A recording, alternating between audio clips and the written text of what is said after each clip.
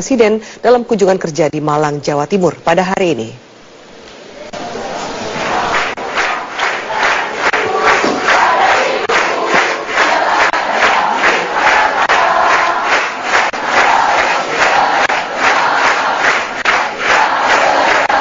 Pesan Presiden mengenai perilaku positif dalam menggunakan informasi teknologi disampaikan dalam peresmian SMA Negeri Taruna Nala di Kota Malang. Di hadapan tamu undangan dan siswa sekolah yang dikelola bersama TNI Angkatan Laut ini, Presiden meminta bangsa Indonesia mempersiapkan sumber daya manusia.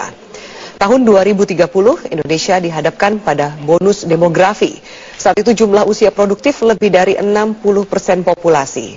Untuk itu perilaku tidak produktif dalam menggunakan internet dan telepon pintar hendaknya ditinggalkan. Jika tidak, Indonesia akan ketinggalan dalam berkompetisi dengan negara lain. Saling menjelekan,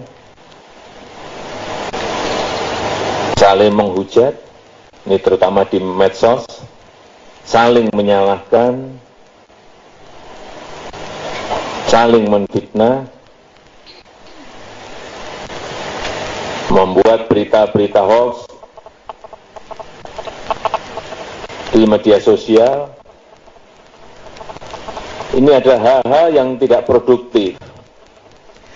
Setelah meresmikan sekolah dan memberikan saling menghujat menebar berita hoax di media sosial, Presiden Joko Widodo melanjutkan kunjungan kerjanya ke Universitas Muhammadiyah Malang, Jawa Timur. Sudah ada rekan Christina Helen yang bergabung dari Malang. Ya, Helen, jika dalam peresmian SMA Taruna, Presiden berpesan untuk produktif dalam berinternet. Apakah di hadapan Civitas Akademi UMM, Presiden juga memberikan pidato serupa? Ya, Afi, dalam sambutan yang disampaikan oleh Presiden Joko Widodo dalam kunjungannya ke Universitas Muhammadiyah Malang tadi, Presiden juga menyampaikan sambutan yang serupa, diantaranya mengenai era teknologi yang semakin cepat berubah sehingga kita sebagai anak muda khususnya harus mengejar ketertinggalan kita dibanding dengan negara-negara lain. Ia juga menyinggung agar anak-anak muda dalam bermedia sosial ini tidak menyebarkan berita hoax, kemudian saling menjelekan dan juga saling memfitnah, karena hal tersebut bukanlah hal yang produktif. Dan tadi sambutannya Jokowi juga menekankan 3 hal, diantaranya untuk meningkatkan semangat keagamaan, kemudian di bidang pendidikan juga kita harus membangun sumber daya manusia karena persaingan di negara lain semakin sengit.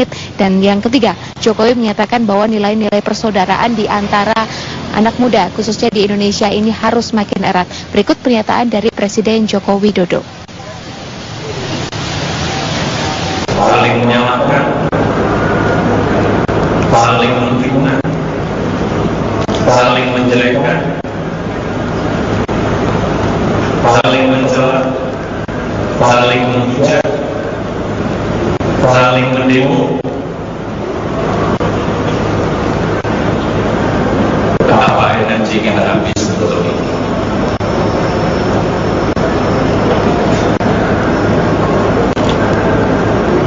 Berapa ratus miliar dan mungkin sudah triliun Polri keluar anggaran untuk pengamanan demo-demo yang ada.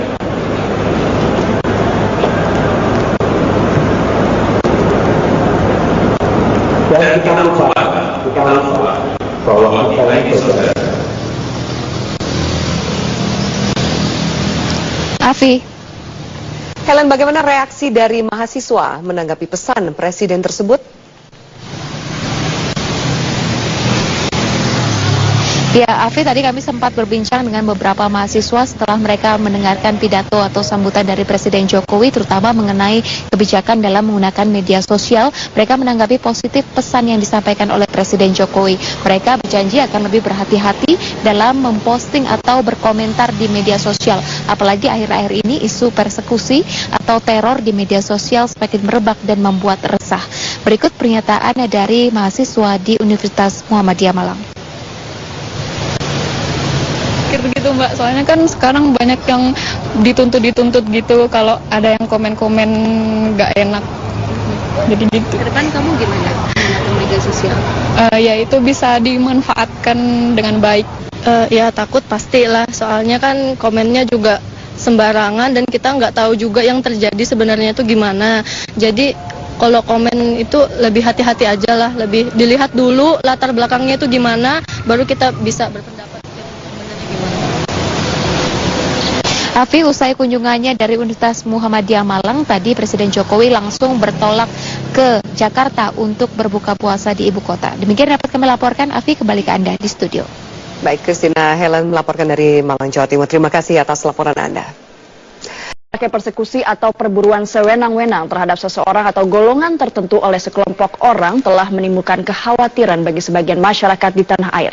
Lantas bagaimanakah Mabes Polri merespon kekhawatiran tersebut? Apa yang saat ini dan akan dilakukan untuk mengakhiri persekusi yang meresahkan masyarakat? Kita langsung saja bertanya kepada juru bicara Mabes Polri, Kombes Pol Slamet Pribadi. Selamat siang Pak Slamet. Ya, selamat siang. Ya. Ini sangat meresahkan masyarakat. Sudah tercatat sejak awal tahun ini banyak sekali orang yang melapor karena menjadi target atau korban dari intimidasi ataupun tindakan kesewenang-wenangan yang kita bilang sebagai persekusi. Lantas apa yang sudah dilakukan oleh pihak kepolisian sendiri untuk hal ini?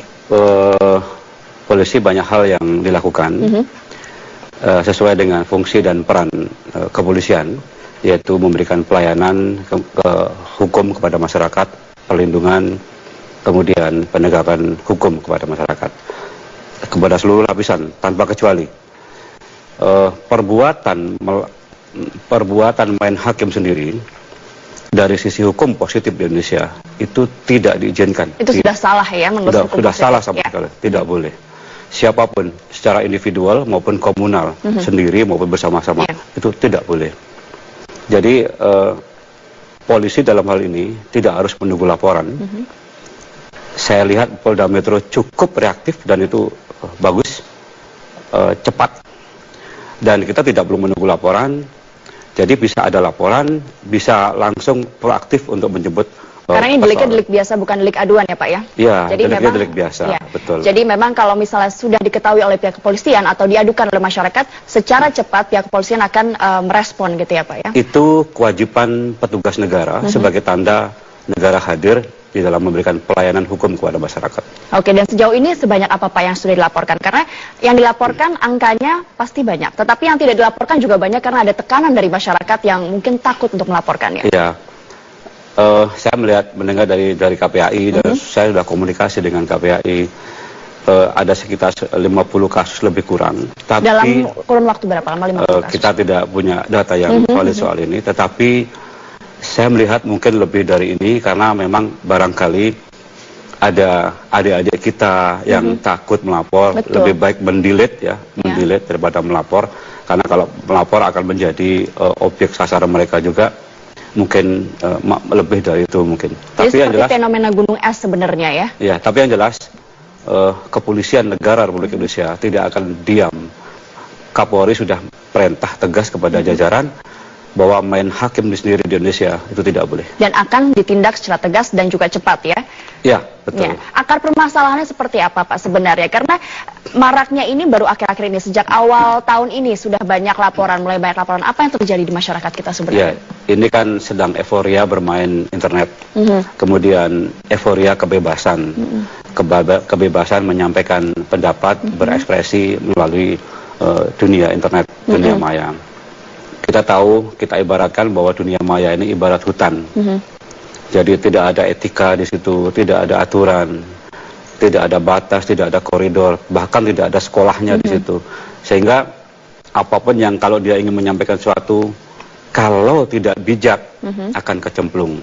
Kalau kita tidak hati-hati menggunakan internet, tidak bijak menggunakan internet, kita akan kecemplung. Ya. Nah, gerakan atau tindakan main hakim sendiri ini Pak yang dipermasalahkan, yang terjadi belakangan ini apa? Kenapa Pak akhir-akhir ini marak sekali? Iya, ini adalah gerakan yang terakhir ini cukup masif dan viral Bapak, karena orang-orang menerima di video. Ya, barangkali memang merasa tersentuh, merasa terganggu, tapi solusinya kurang pas. Nah, seandainya kan merasa terganggu, kita kan ada saluran hukum, ada saluran aspirasi, sehingga ada legitimasi hukum dan ada legitimasi sosial. Laporkan ke petugas-petugas yang berwenang. Dalam hal itu ke kepolisian mungkin itu. Kalau misalnya dikatakan bahwa orang-orang ini memilih main hakim sendiri karena adanya rasa distrust, tidak percaya kepada aparat kepolisian akan menindak orang-orang yang meresahkan mereka. Bagaimana pendapat dari pihak polisi? Sebaiknya percaya pada polisi. Karena negara dimanapun di seluruh dunia, polisi itu dibenci, tapi dicintai. Kenapa dibenci? Polisi itu berkaitan dengan hak seseorang, berkaitan dengan kebebasan seseorang yang kemudian demi undang-undang atas perintah jabatan seseorang itu dikekang kebebasannya, tapi atas perintah undang-undang. Barangkali pada persoalan itu polisi sebagai pengganggu utama tidak disukai, dan itu resiko bagi petugas kepolisian kalau tidak disukai. Tapi seluruh petugas kepolisian komitmen masih tinggi. Kewajiban harus dilaksanakan ketika ada gangguan Kamtibmas. Ini kita semua bisa pegang komitmennya ya Pak ya? Harus. Cepat, tepat. Jadi kalau ada laporan langsung ditindak. Kita tidak harus melewati birokrasi, kita harus menunggu lama, dan ada tekanan-tekanan dari masyarakat mungkin yang mengintimidasi bahwa jangan dilaporkan. Itu yang terjadi di masyarakat sehingga masyarakat takut melapor. Apa yang Bapak ingin katakan kepada masyarakat yang takut melapor akan hal ini? Iya, melapor itu ada melapor dengan cara-cara yang terbuka, ada melapor dengan cara-cara yang tertutup. Terbuka langsung datang kepada kepolisian untuk membuat laporan, kemudian secara formal melaporkan, dan kemudian mendapatkan tanda bukti lapor. Mungkin melapor yang informal itu melalui jalur-jalur yang dia kenal, supaya apa? Gerakan dia tertutup, dan kepolisian bisa memberikan perlindungan secara maksimal kepada dia, tetapi hukum tetap tersalurkan. Jadi tidak perlu takut untuk melapor. Jadi intinya pihak polisian secara tanggap, responsif, cepat juga akan menangani kasus-kasus ini, dan berharap juga laporan-laporan yang ada pihak-pihak yang terintimidasi ini bisa semakin banyak terlaporkan ya Pak ya? Iya. Polisi sudah diberikan SOP untuk menerima laporan, baik formal maupun informal. Kemudian bagaimana cara bertindaknya sudah ada urutan-urutannya semua. Jadi dilaporkan kalau ada intimidasi atau persekusi yang ini terjadi di masyarakat. Sebaiknya lapor kepada terdekat. Kalau tidak berani, lewat RT, lewat Pak Lurah. Pak Lurah yang lapor. Gitu. Jadi polisi akan menindak cepat ya Pak. Kita tunggu Bapak, semoga ke depannya tidak ada hal-hal seperti ini lagi bersama masyarakat. Terima kasih Bapak atas informasi siang hari ini. Selamat siang. Selamat siang. Dan pemirsa, berbagai persiapan dilaksanakan.